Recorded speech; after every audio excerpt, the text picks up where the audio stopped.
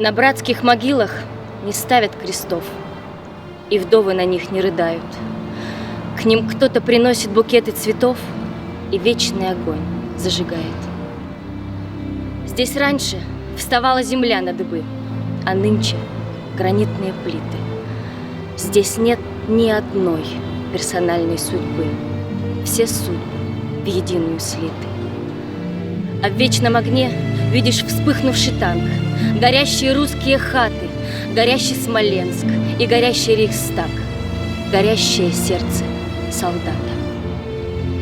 У братских могил нет заплаканных вдов. Сюда ходят люди покрепче. На братских могилах не ставят крестов. Но разве от этого легче?